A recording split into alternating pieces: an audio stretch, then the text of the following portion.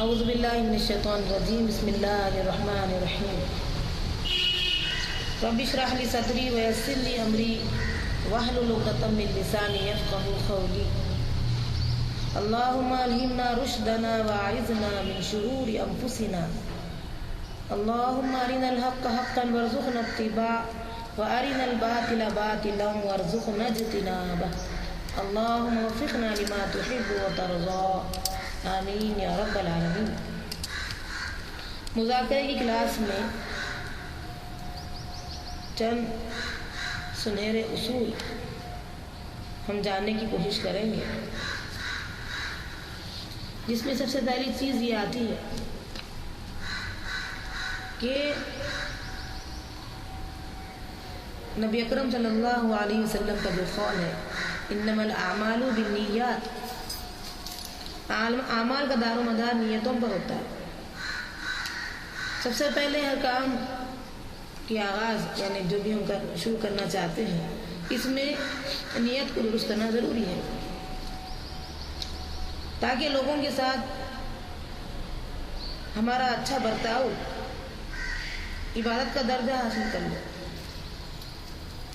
اللہ کی رضا کے لیے نیت کو درست کرنا چاہیے۔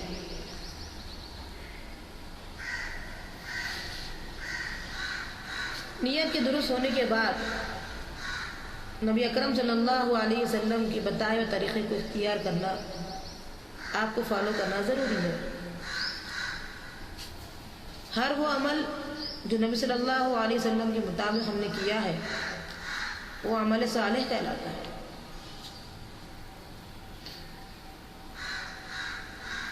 اور عمل صالح کے ساتھ ساتھ لوگوں کو دعوت دین یعنی دعوت دین کی طرف جو ہم عمل کر رہے ہیں، نبی صلی اللہ علیہ وسلم کو فالو کر رہے ہیں، لوگوں کو بھی اس طرف لانا۔ اور یہ عمل ہم مسلسل نہ کریں گے تو اللہ کے عذاب کے ہم شکار بن سکتے ہیں۔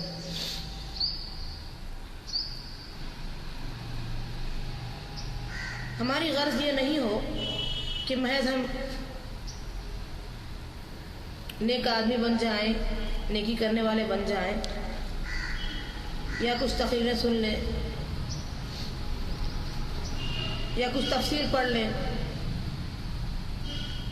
بلکہ ہمارا مقصود یہ ہو جانا چاہیے کہ جو کچھ ہم نے پڑھا ہے، سنا ہے، صحیح احادیث کو ہم نے فالو کیا ہے،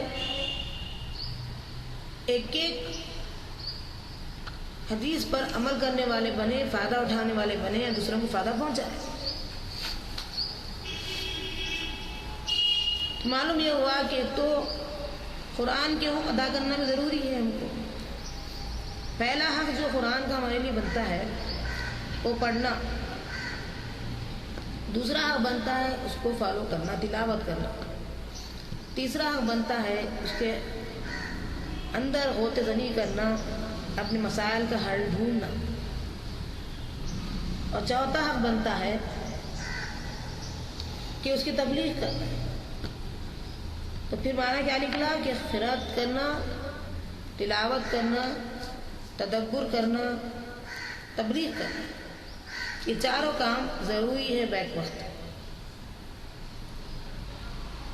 تو انشاءاللہ ہم اس مذاکرے کی کلاس سے اپنا مقصود یہ بنا لیں گے کہ صرف اور صرف ہم اس سے فائدہ اٹھائیں گے، یا جو کچھ بتایا جا رہا ہے اپنی زندگیوں میں اس کو نافذ کریں گے۔ اور جب ہم سن لیے ہیں تو اب اس پر ہم کو بہادر بننا ضروری ہے، ڈٹ جانا ضروری ہے۔ جیسے کہ سورہ اعراف سورت نمبر 7 کی آیت نمبر 157 میں ہم پڑھے تھے کہ جو آدمی نبی پر ایمان لاتا ہے، آمنو بھی، نبی پر ایمان لاتا ہے، وعزروہ ونصروہ، جب تک یہ ڈٹ نہیں گیا پختہ عزم کے ساتھ آگے نہیں بڑھا، بہادر نہیں بنا، وہ انکمپلیٹ ہے۔ جب ہم انشاءاللہ ایسے بہادر بنیں گے جو پختہ عزم کے ساتھ اپنی صلاحیتوں کو ترقی دیتے رہیں گے اور ان سے بھرپور فائدہ اٹھائیں گے، تو پھر دین کی مدد کرنا، دین کی نصرت، دین کو یعنی اللہ کے زمین پر اللہ کے دین کو سربلند کرنے کے لیے، بلندی پر پہنچانے کے لیے دامے درہمے سخنے ہر طریقے سے فائدہ پہنچائیں گے انشاءاللہ، تن من دھن لگائیں گے انشاءاللہ۔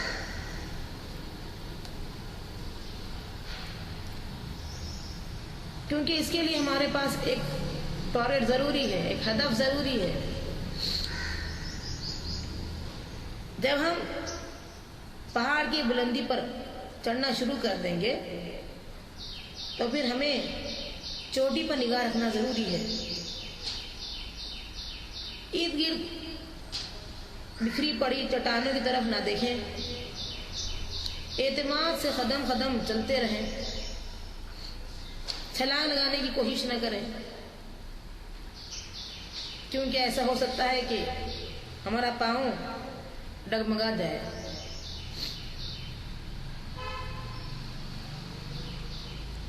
اور ایک ایک سنت پر تحقیق کے ساتھ جب ہم انشاءاللہ عمل کریں گے تو یہ بات ذہن نشین کرنی ہے کہ جیسا ہم طرز عمل لوگوں کے لیے اختیار کریں گے، اسی کی بنیاد پر لوگ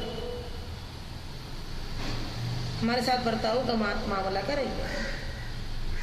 نبی صلی اللہ علیہ وسلم کی ایک حدیث پر عمل کرنا، جیسے آپ نے معاملات کیے ویسے ہم کریں گے انشاءاللہ۔ تو عجب نہیں ہے کہ پوری دنیا انشاءاللہ یہ محسوس کرے کہ اس کے بنا چارہ نہیں ہے۔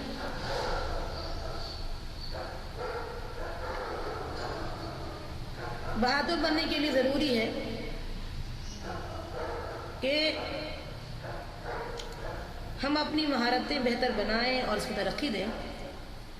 یہ لوگوں کی مہارتوں کو اسٹیپ بائی اسٹیپ مرحلے وار بہتر بنانے اور بعض اوقات انہیں بدل ڈالنے کی بھی انشاءاللہ صلاحیت ہم رکھیں گے انشاءاللہ۔ ایسے بہادر بنیں گے، اصول کے پابند بنیں گے، خود ڈٹ جائیں گے تو انشاءاللہ کوئی ہمیں کمزور نہیں کرے گا۔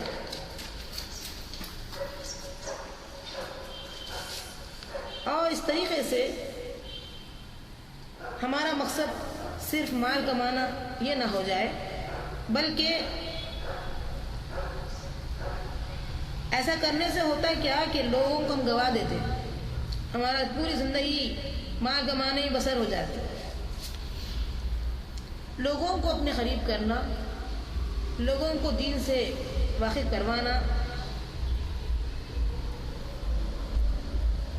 اور یہ ہم محسوس کریں کہ دراصل لوگوں کو حاصل کرنا کیا ہے؟ مال حاصل کرنے ہی کا ذریعہ ہے، یعنی دنیا بھی مل جائے گی، آخرت بھی مل جائے گی، کیونکہ ہمارے کندھوں پر ایک بوجھ رہے گا نا۔ اگر ہم صرف نیک بنتے رہیں گے، لوگوں کو چھوڑ دیں گے تو یہ ہمارا عمل کافی نہیں ہے۔ سکے کے دو رخ ہوتے ہیں، ایک رخ کیا ہے؟ عمل کرنا، اور دوسرا رخ کیا ہے؟ تبلیغ کرنا۔ انشاءاللہ یہ سکہ دیں گے تو امید ہے جنت مل جائے۔ تو صرف مال کمانے میں نہ لگے رہیں، یوں لوگوں کو گواہ بیٹھیں گے۔ دراصل لوگوں کو حاصل کرنا مال حاصل کرنے ہی کا ذریعہ ہے، یعنی یہ اگر دین سیکھ لیں گے تو انشاءاللہ دنیا کا مال ملے گا، آخرت کا مال ملے گا، جنت ہمیں مل جائے گی انشاءاللہ۔ طریقہ کار کیا ہونا چاہیے؟ طریقہ کار یہ ہونا چاہیے کہ ہم نرمی، افہام، تفہیم اور مناسب طرز عمل سے پسندیدہ ماحول پیدا کریں۔ ایسا کرنے سے ہم دین کی بات منوا سکتے ہیں۔ نرمی بہت ضروری ہے، افہام تفہیم بہت ضروری ہے، اور مناسب طرز عمل ضروری ہے۔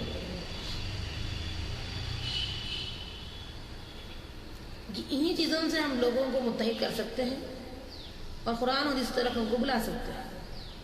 ہماری زندگی کا ایک مقصد ہونا چاہیے کہ ہم لوگوں کو اللہ کی طرف بلائے، اللہ کے کلام کی طرف بلائے، اللہ کے نبی کی طرف بلائے، یہ ہمارا مقصد بن جائے۔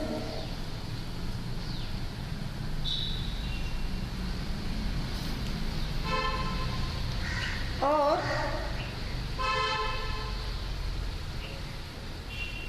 یہ بھی ہم محسوس کریں کہ جو ہمارے لیے ممکن ہے وہ کریں۔ جیسے مثال کے طور پر میں کہوں آپ سے، ہو سکتا ہے کہ کسی غریب و مسکین کے منہ پر آپ کی ایک مسکراہٹ اللہ کے نزدیک آپ کا مرتبہ بلند کر دے۔ کچھ نہ صحیح یہ تو کر سکتے ہیں۔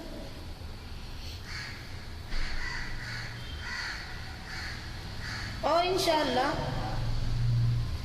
بلند اخلاق کے پیکر بن جائے، کیونکہ آدمی سب کچھ برداشت کر سکتا ہے لیکن بد اخلاقی برداشت نہیں کر سکتا۔ ہم ایسی عورت بنے کہ ہماری وجہ سے گھر کا ماحول جنت نما بن جائے، اور ایسے اخلاق اور کردار کا نمونہ ہم دیں، نمونہ پیش کریں، جس سے ہمارے شوہر راضی ہو جائیں اور ہمارے گھر میں دین نہ صرف داخل ہو جائے بلکہ ہمارے بچوں، ہمارے نسلوں میں اس کا ذوق، اس کا شوق پیدا ہو جائے، کیونکہ ہمارا ایک ایک عمل کاؤنٹ ہوتا ہے۔ مثال کے طور پر ہم نے جو بھی اپنی اولاد اور اپنے بچوں سے نیک عمل جو بھی کیا ہے، ایک عمر میں بچے جو ہے اس چیز کو ریئلائز کرتے ہیں، یاد کرتے ہیں کہ میرے ماں باپ یہ اور یہ کرتے ہیں، اس کو وہ اپنانے کی کوشش کرتے ہیں، پھر ان کے بچے اپناتے ہیں، پھر ان کے بچے اپناتے ہیں، یہاں تک کہ جتنی قیامت تک کی نسلیں آئیں گی وہ عمل کو لوگ دہراتے رہیں گے، اور اس کا انشاءاللہ ثواب ہمیں ملتا رہے گا۔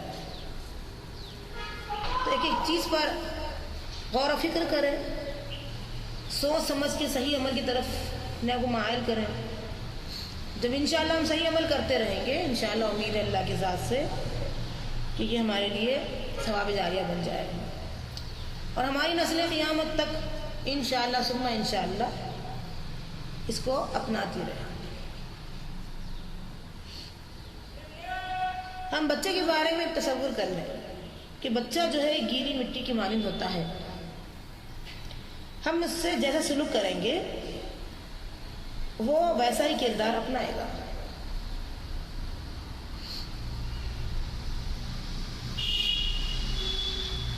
اور اس طریقے سے انسانوں سے جو معاملہ ہمارا ہوتا ہے،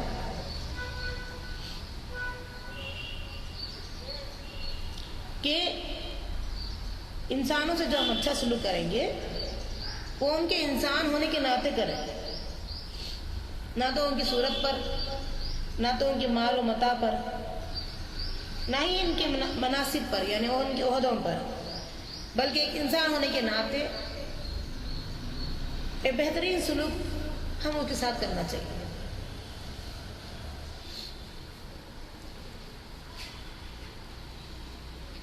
اور انشاءاللہ جب ہم ایسے داعی بنیں گے تو داعیوں میں بہترین داعیہ یا داعی جو بھی وہ ہے جو زبان سے پہلے اپنے کردار سے دعوت دیتا ہے۔ انشاءاللہ ہم بھی اپنے کردار سے دعوت دیں گے۔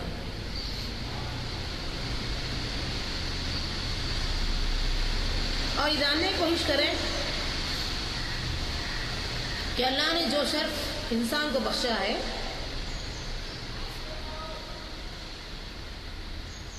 اس کا مطلب یہ نہیں کہ انسان دوسری مخلوقات پر ظلم ڈھائے.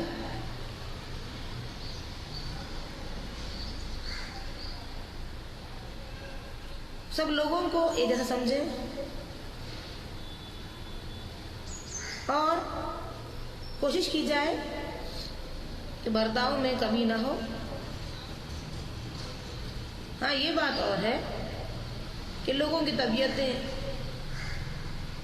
مختلف ہوتی ہے. آپ اس کا اندازہ کرتے ہوئے ان سے اپنا طرز عمل، طرز گفتگو اختیار کریں. لوگوں سے ایسی بات کریں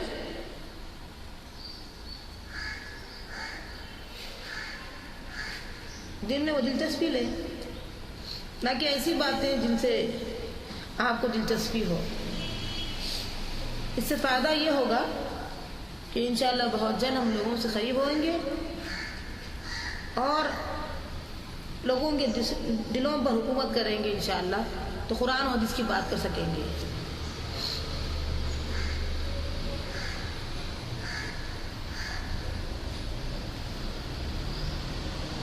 جس شخص سے آپ کا میل جول ہے اس کا مزاج سمجھ لینا آپ کی مشکلات میں کمی کا باعث ہو سکتا ہے.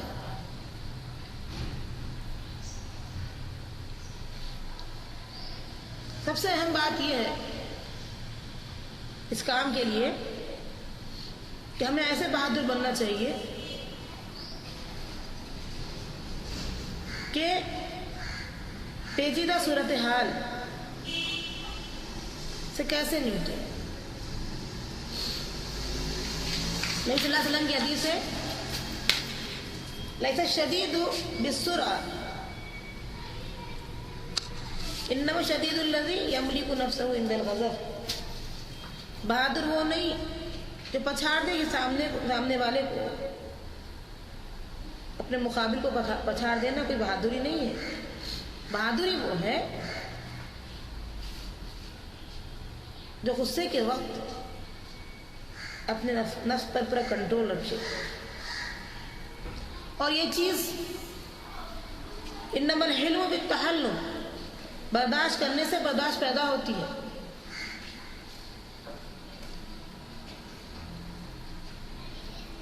پہل تو آپ جب غصے پر قابو پانے کی کوشش کریں گے تو آپ کو 100% محنت کرنی پڑتی ہے. لیکن دوسری تیسری چوتھی بار آپ کا زور کم ہوگا، یعنی آپ کو کم زور لگانا پڑے گا اور آپ منٹوں میں غصے پر قابو پا لیں گے انشاءاللہ. یوں آہستہ آہستہ عادت ہو جائے گی اور تحمل و برداشت آپ کی فطرت کا حصہ بن جائے گی انشاءاللہ. یہ بہت ضروری چیز ہے، زندگی کے ہر موڑ پر کام آنے والی چیز ہے. ہم اس کی مساوات کیسے بنائیں گے؟ اگر ہم مشتعل ہو جائیں تو مشتعل پلس مشتعل از اکول ٹو دھماکہ. لہذا ٹھنڈا پانی بننے کی کوشش کریں. اگر کوئی گرم ہوتا ہے تو اس کو برداشت کر لیں تاکہ وہ کنکنا ماحول تیار ہو جائے.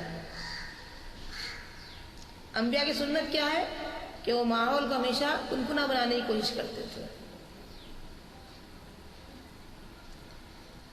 جہاں کہیں ماحول میں اس طریقے کی اشتعال پسندی ہو رہی ہے یا دھماکے میں تبدیل ہو سکتا ہے یہ ماحول، تو ایسی صورت میں فوراً حالات کو ٹھنڈا کرنے کی کوشش کرنا چاہیے.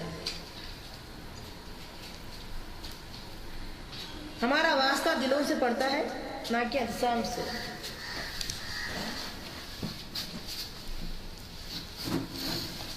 لوگوں کو ان کی قدر و منزلت یا ان کی قدر و قیمت جتا کر آپ ان کے دل جیت سکتے ہیں.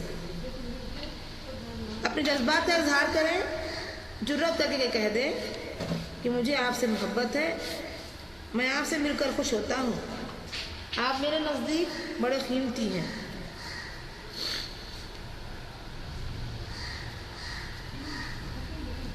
قرآن میں ہم دیکھتے ہیں جا بجا اللہ تعالیٰ نے انبیاء کو ان کے ناموں سے مخاطب کیا ہے، جیسے یا ابراہیم اعرض عن ھذا، اے ابراہیم اس سے درگزر کر۔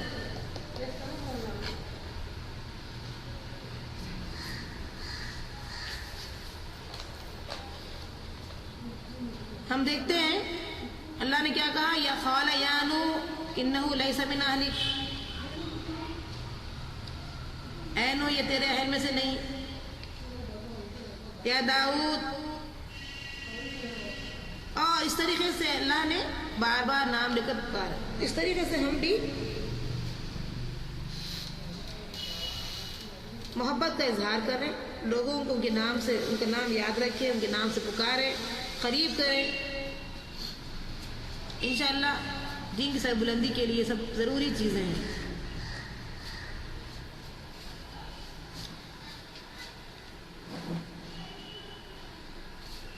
اور اگر ایسے حالات پیدا ہو جائیں کہ آپ کو ضروری ہو جاتا ہے کہ کسی کی غلطی بتائیں، تو آپ کسی کو اس کی غلطی بتانا چاہیں تو احسن انداز اختیار کریں، بہتر سے بہتر طریقہ اختیار کریں۔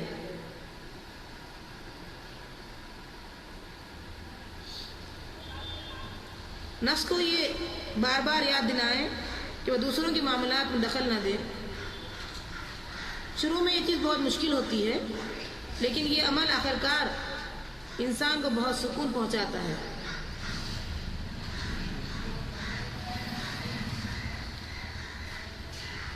میرے نزدیک آج کی اس کلاس میں اتنی چیزیں کافی ہیں۔